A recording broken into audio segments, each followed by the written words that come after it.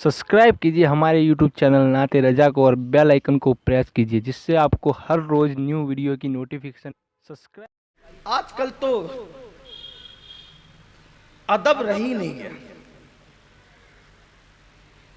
नमाज की बरकत उन लोगों को मिलती है जो नमाज का अदब करे, मस्जिद की बरकत उनको मिलती है जो मस्जिद का अदब करे, रोजे की बरकत उसको मिलती है जो रोजे का अदब करे, किताब की बरकत उसको मिलती है जो किताब का अदब करे, पीर की बरकत उसको मिलती है जो पीर का अदब करे, नबी पाक की बरकत उसको मिलती है जो नबी का अदब करे, खुदा की रहमतों का नुज़ूल उस पर होता है जो खुदा का अदब करे। अदब ही नहीं है, जिंदगी से अदब निकल रहा है। न किताबों का अदब, न मस्जिदों का अदब, न रोजे का अदब, न नमाज का अदब, किसी का कोई अदब नहीं। बेअदब हो गए लोग, इसीलिए जो है वो महरूम हो गए। बेअदब हमेशा महरूम है।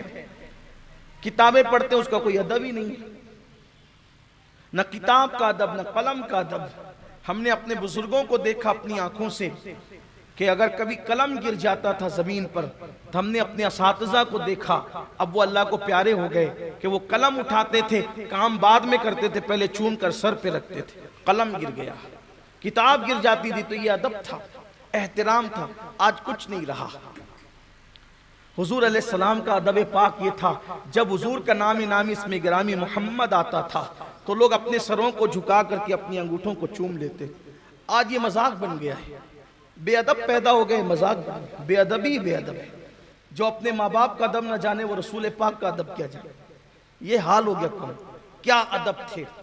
हजरत महबूब इलाही निजामुद्दीन औलिया जब भी अपने दादा पीर हजरत बाबा कुतुबुद्दीन बख्तियार काकी के रोजे पे हाजिर होते थे, कभी जुरत नहीं की मजार तक जाने की, कभी जुरत नहीं की मजार तक जाने की।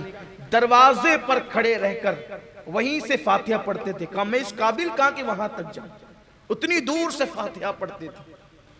आज भी वो पत्थर हजरत बाबा कुतुबुद्दीन बख्तियार काकी के जब मजार में दाखिल होने लगो तो बाएं हाथ की तरफ एक दीवार के अंदर चस्पा है, मौजूद है। उस पत्थर को आज भी लोग चूमते हैं जहां वो खड़े रह करके फातिहा पढ़ते थे।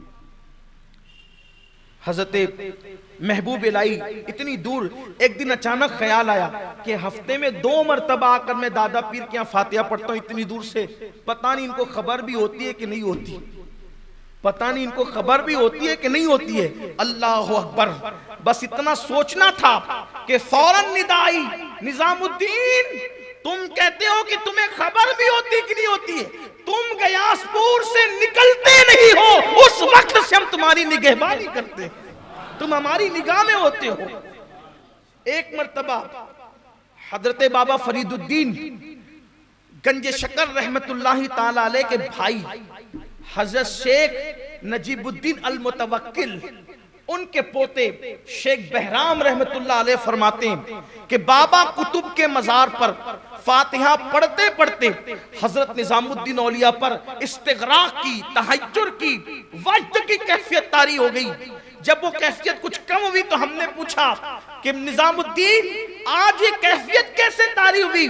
फरमाती आज मेरे अल्लाह ने मुझसे फरमाया कि निजामुद्दीन तुझे जो देखेगा, जो तेरे चेहरे की मोहब्बत से ज़ियारत करेगा, हमने उसको जन्नत अता कर दी, हमने उसे बख्श दिया, उसकी बख्शिश कर दी। इसलिए कि महबूब का चेहरा जो देख ले, निजामुद्दीन का चेहरा जो था मुझ पर इस वजह से कैफियत तारी हो गई।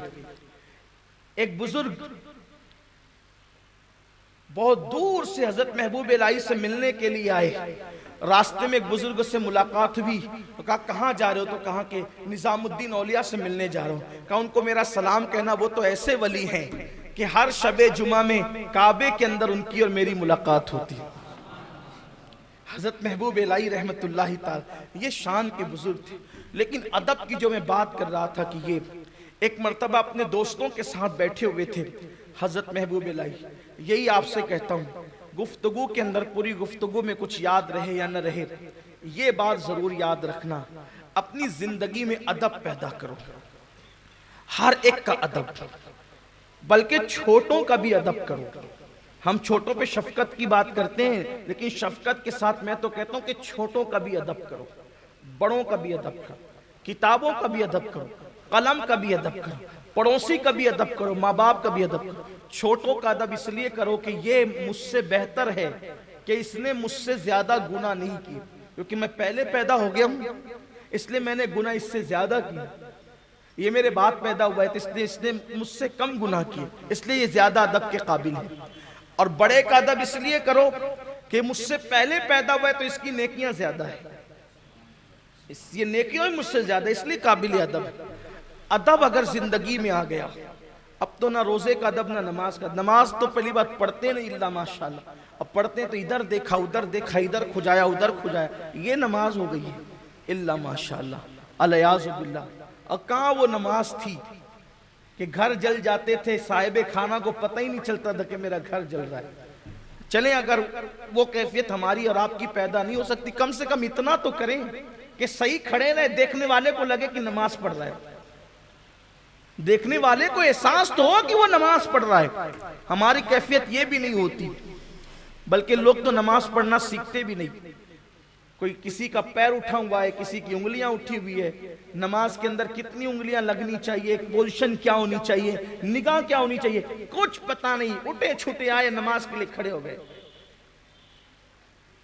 हर चीज सीख कर करेंगे, नमाज बगैर सीखे पढ़ेंगे।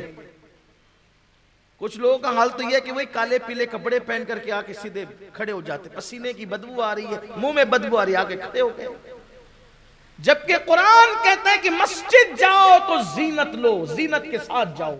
इसलिए कि वलीमे में जाने वालों, शादियों में जाने वालों, मीटिंगों में जाने वालों घंटों घंटों मेकअप करते हो अपने जैसे इंसानों के बुलावे पर जाने के लिए। जब अल्लाह की बारगाह में आते हो तो उठे छूटे कैसे चले आते हो? जीनत के साथ आया करो, इसलिए कि अल्लाह के दर से बड़ा न किसी का दर है, न उसके घर से बड़ा किसी का घर है, न उसकी बारगाह से बड़ी किसी की बारगाह है। और जितनी बड़ी बारगाह में आ रहे हो जरा उस अंदाज से आओ, इस शान से आओ। जीनत करने को किसने मना किया? जीनत के साथ आओ मस्जिदों के अंदर।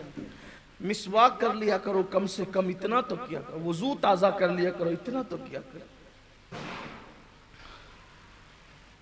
हजरत महबूब इलाही निजामुद्दीन औलिया दोस्तों के साथ बैठे हुए, अदब की बात चल रही है। अचानक एक कुत्ता गुजरा, कुत्ता, अगरचे अहले खिरत के सर के ऊपर से जाने की बात है।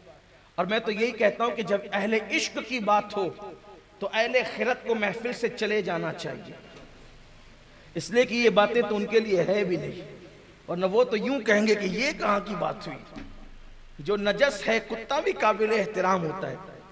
आजकल इसलिए कि घरों में बैठ करके कुछ लोग छोटी छोटी किलें मनाते हैं ना, उलमा अहले सुन्नत के खिलाफ। कहा देखो ये सुन्नी आलिम अपने आप को कुत्ता कह रहे हैं, गौस पाक का कुत्ता, और कुत्ता तो नजस होता है, कुत्ता तो ऐसा होता है, कुत्ता तो वैसा। उन्हें पता ही नहीं बेचारों को कि बात करने का, कलाम करने का सलीका क्या होता है। चले उसने सुन्नी आलिम ने अपने आप को कुत्ता कह दिया तो आपको बुखार आ गया।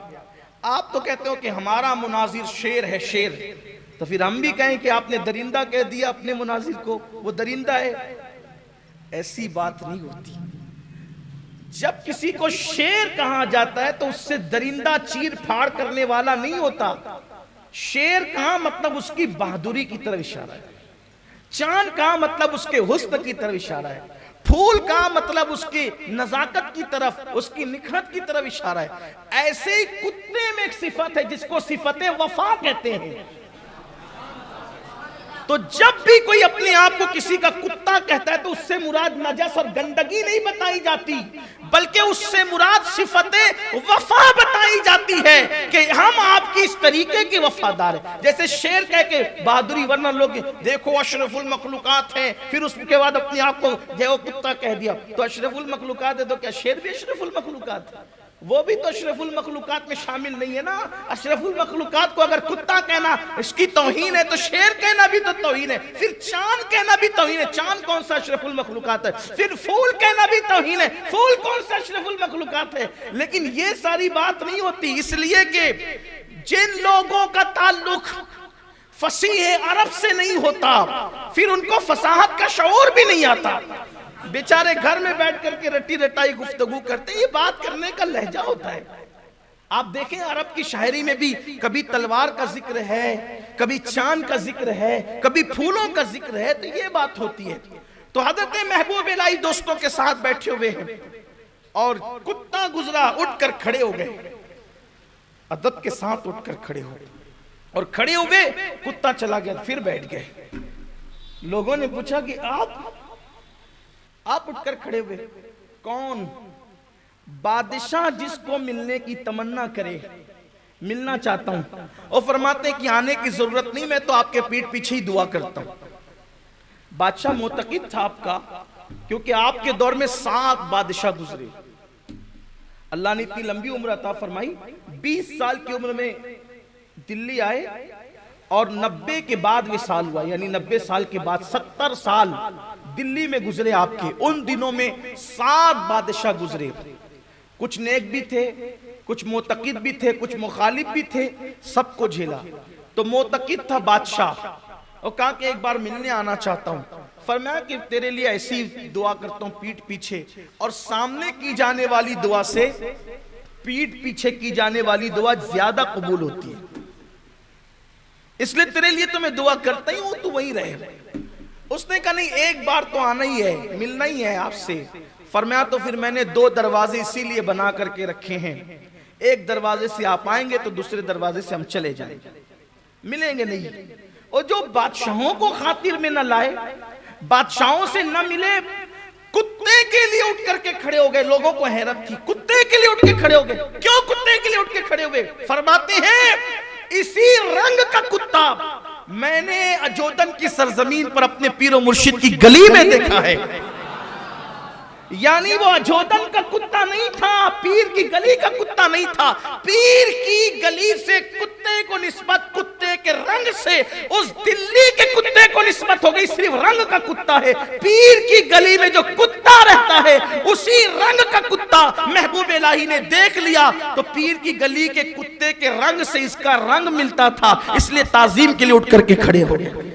قربان جائیں جو پیر کے گلی کے کتے کا اتنا ادب کرتے ہوں، وہ پیر کی گلی کا کتنا ادب کرتے ہوں گے، اور پھر اپنے پیر کا کتنا ادب کرتے ہوں گے۔ اور جب پیر کا اتنا ادب ہے تو پھر رسول اللہ کا ادب کتنا ہوگا، حضور کا احترام کتنا ہوگا، یہ بتانا مقصود ہے۔ پھر جب لوگ ادب کرتے ہیں تو پھر شان بھی ایسی ہی پاتے ہیں، شان بھی ایسی ہی پاتے ہیں۔